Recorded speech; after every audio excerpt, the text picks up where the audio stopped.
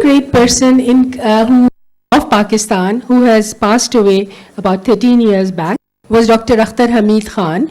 Now, he was a social scientist. He was a development person. He started off as a CSS, a civil servant, and he gave it up in order to become a locksmith, because as a civil servant, he did not want to take action against his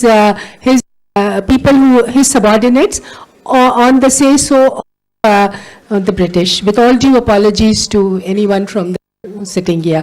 So that was he could not do it. He resigned from his civil services position and he became a locksmith. And subsequently his journey took him to East Pakistan, to Comilla, where he set up a cooperative movement there. And once East Pakistan became Bangladesh, he came to West Pakistan, which was then Pakistan, and he lived in Peshawar, and ultimately he came to Karachi, where he set up the now very flourishing, very successful Orangi pilot project. It was based in Orangi at that time in the 1980s, but it has now spread not only within Pakistan but outside Pakistan as well. And his model was that people have to be people should not rely on government. There should be a spirit of self-help. You do X amount of stuff and the government will do Y amount of stuff, and the X plus Y become the whole. So this was his philosophy, and he proved it. And his greatest achievement was he got professionals to work for the poor. So whereas professionals would normally then, want to sit in their offices and be consultants, he brought them into the abadis, and the settlements, and he created a model which could be emulated by everyone, because it was based on a partnership between the people and the government. Rumana has very, very ably written this book, which was turned into a graphic novel, and he is somebody that one can emulate. And like Idi, he also lived very simply. He had 2 joras of clothes. His wife used to make him clothes. This I know because I have a personal, I knew him personally for years and years. His wife used to make him clothes from the same kapra. And he used to say, look, I wear it so well that it doesn't go, that wo kharab nahi hota hai. But actually those were clothes that his wife made, but from the same color. So, but this is a little trick his wife used to play. But he used to wash his own clothes. He would be, again, this thing that, you bring your desires to a level where it becomes so human, on a human scale, and then you are able to live so happily. It is not something which everyone can do. So, Rumana, can you tell us about the journey that you took? Yes. Well, first of all, I'm sorry, I had lost my voice completely about 3 days ago, and I'm still recovering, so you'll have to bear with me. First of all, I would like to congratulate the Oxford University Press, because, doing this series of graphic books and bringing the eminent Pakistani personalities to this level that children, I was wondering actually when these young children came and sat down, because these books are meant for slightly older children. So I was just worrying that we will have to explain to these children, although one could do that, of course, who these great personalities are. But so OUP entrusted me with 6 of these stories, these personalities. And the first book on Dr. Akhtar Hameed Khan has come out. I want to acknowledge the presence of Amma's in this room. I think I have been told that she's too shy to come up, but she's the one who wrote the ED book, and I think we at least need to applaud that effort.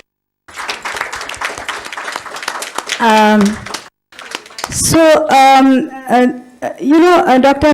Hameed Khan, I first met him in 1986, and I also knew him personally. The other books that I did, whether it was Fatma Jinnah or Faiz Sahab or Zamir Niazi or Rana Liaquat Ali Khan and so on, I did not know them personally, I had not met them, but Dr. Saab was one person I did meet a number of times, and I must tell you from just now, we have been talking about how simply he lived, and of course Abdul Sattar Idhi's life is in front of us. I remember one day, my husband, who is an architect, he's sitting here, Mukhtar, the two of us had gone to Dr. Saab's apartment to discuss something, and it was the top floor of the building. It was summer and it was quite hot, so my husband suggested to Dr. Saab that he could. He said, I could suggest what you do to the roof so that it becomes cooler in the summer and you don't have to bear this heat. And the room that we were sitting in, the so-called drawing room, it was a very simple room. There was just one electric bulb, coming down from the ceiling. And Dr. Saab said something which I can never forget. He said, if you insulate yourself from within, then ये जो मौसम है वो असर नहीं करते. And it does not matter whether it's hot or it's cold, the insulation is required from within. And I think that is so profound. And, he, like Akila, he lived that life that he didn't preach, but he, again, he was trying to show that you can be acknowledged, you can become known by your work, not that you set out to become known. He was just trying to help the poor, the people, not the poorest of poor, but like everyone, whoever was living in that area, he was trying to help them live a better life. And he didn't have to do what he did. I mean, he didn't want to live like that, but he chose to do that. And I think that is something, the philosophy of life, that, you sacrifice your own self, you sacrifice your own needs, and you just think about the other. And that is something that makes them great. But just one. But they did not think of it as sacrifice. No. For them, it was a way of life. No. Yes. And, also just one little point about both Idi Saab and Dr. Hameed Khan. They were not ascetics. They did not give up on life. They enjoyed life. But they enjoyed it on terms that were so attainable.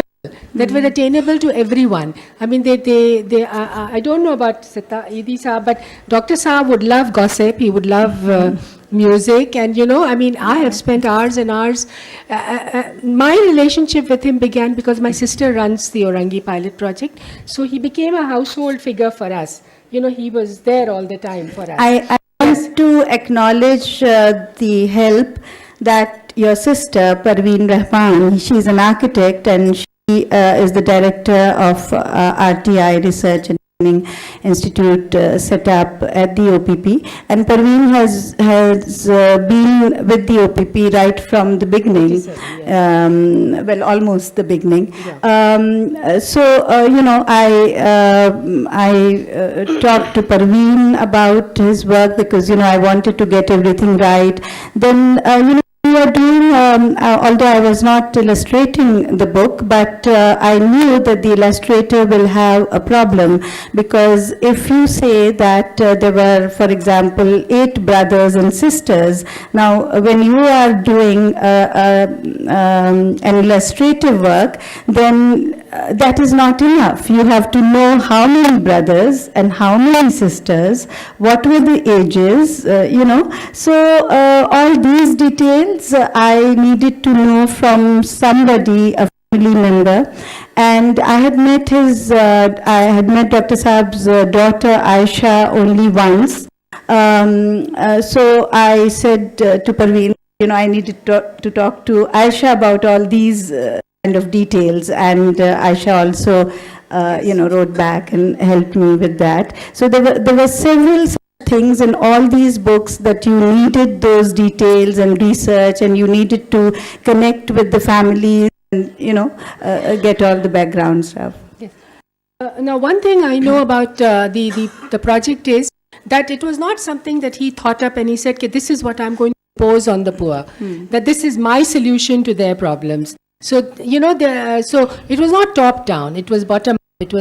He used to roam around in the lanes, in the gullies of Orangi for days and days and days, talking to people, talking to women, talking to men and to children, that what is it that you require the most.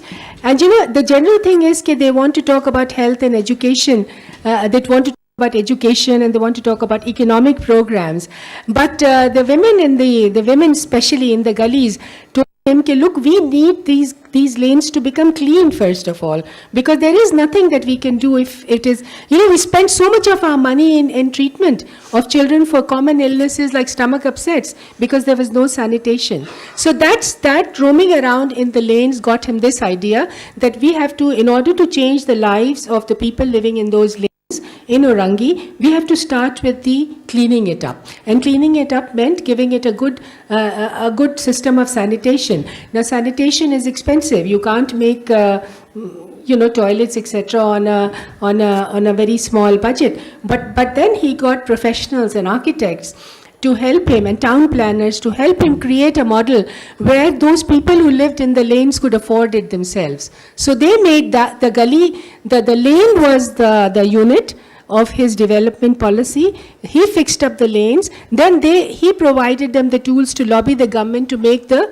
bigger, the secondary part of it. So this was it. So he learned this from the people themselves by talking to them, by living with them, by eating with them, and that is how he did not impose any solution on them. So this is something that, and you must remember that he had been to MIT and Princeton. He taught there, and that the cooperative movement was a subject which was taught by him at MIT, and his model of Comilla was used in the curriculum to teach others what cooperative movement is. And when he started talking about school, so it has to be, co-educational. He did not believe in having a school for girls and another for boys. Now, these things I know because of my personal interactions with him. So he used to believe in co-education. He used to believe that there was no difference between the two, and he never articulated that he was for women's rights, but this is what he did for women in Orangi. And now that the literacy in Orangi, if you take just Orangi, female literacy is 90%. And also, yes, so many private schools there, many more than the government schools, And if you go to Orangi town, you'll see that almost every home has something or the other. They're working for their income generation. There could be the Banarsi weavers, or there could be, other stuff going on. And also, over the years, the Orangi pilot project program has been emulated, and in other places as well in Pakistan. So also, it has become also in India, Bangladesh. Yes. In Indonesia, you name it, it's been emulated, and it was Dr. Saab's basic vision, which was then developed by professionals to a level where it could be then taken out of Orangi into the gullies and mahallas of all over Pakistan. And he was awarded the Magsaysay award, which is a very coveted award from the Philippines government. Yes. And that was but he used to love to gossip. Yes. Yes, so that was one aspect of him. Yes. And he nurtured so many people, and the original people who worked with him still run OPP, still run it, 87 say. So he nurtured this leadership in them. by being a model himself. That he used to give them all the work. So this is, he taught them these tools. Amina would like to say something. Yes, Amina. Yes. Well, Aqila, I think you knew him much better. I just met him a few times, Akhtar Hameed Khan Sahab. What I learned from him the first time I met him, he said, आपको पता है पेशावर कराची में ज़्यादा पठान है पेशावर से. And that was, somewhere in the early 90s that he told me this. So he had a lot of...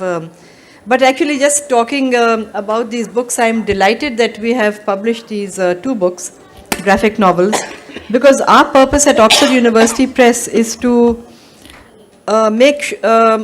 create role models for our children, to make sure that they learn about our own wonderful heroes. And because I feel that is the only way that they can develop a set of values that they can admire and emulate. So I'm really grateful to Rumana for having written this book. As you said, we have many more in the pipeline, and we want to cover heroes from all fields of life, whether it's sports or whether it's literature or journalism. We have no shortage. We have so many heroes. The trouble is that they're all unsung. We have to make our heroes known internationally, because that is our intention, to make our heroes well known globally, and also for our children to recognize them, acknowledge them.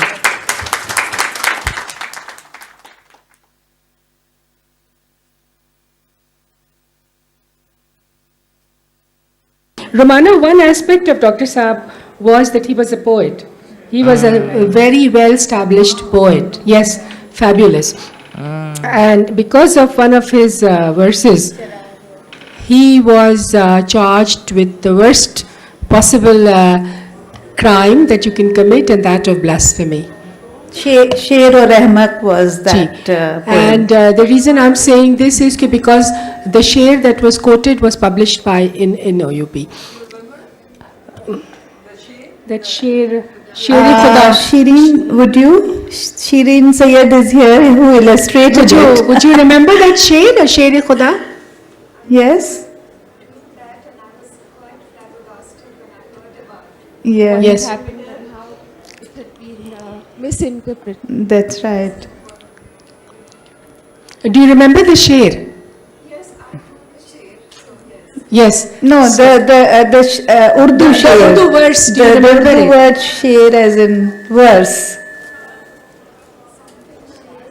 Yes. Yeah. It was As misinterpreted. Yes. Hazrat Ali. Yes. Although the poem was about a man,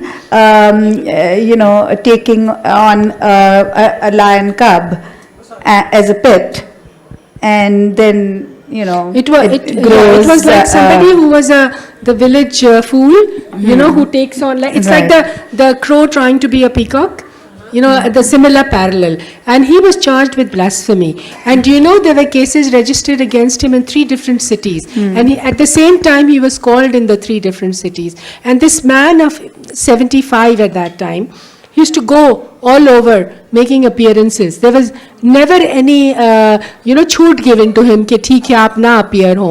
And it took a very big toll on his life. This last bit of this case that happened on him. But he bore it with great fortitude. And his work did not suffer because of it, because that is something he kept on. There was so much despair. We used to go and we used to, he never decided that he's going to leave the country. He could have. There were people in the United States who were offering him professorships. He could have easily gone away. But this was his soil, he needed to be here. And he bore it, and ultimately the cases were dropped. Ultimately the cases were wound up with great difficulty. I think when the democratic government came into power in the 90s, that's when the cases were all dropped. But he bore it. Any day anything could have happened to him. He used to go, and every day he would go to Orangi. At that age, to Orangi. He used to live in Gulshan-e-Iqbal, and he used to go to Orangi every single day. Come rain, come shine. And that is where he would sit every day for 4 hours and work. So, this is the greatness of the man. He And he lived yes. on the top floor of the building Yes, that he yes, did. yes. So climbing up and, coming down. There is a very good diary he kept when he was in MIT, which is called 20 Weeks in America. And that diary, if you read, it's been translated. In fact, I translated it into English. It is available here. If you read that, you will get to know what the man is really. His life is simple, but his thoughts are very complicated. Complicated and big. His vision was very big. And he showed through his own life and his work that it is achievable. And thanks, Rumana, for writing this and the illustrations. And thank you for bringing these heroes to us. Thanks to all of you for coming, and Tahmina Thank you. and Rumana. Thank you. Fantastic Thank you. Thank you, conversation. Akila. Thanks Thank so you very much. much. Thank you.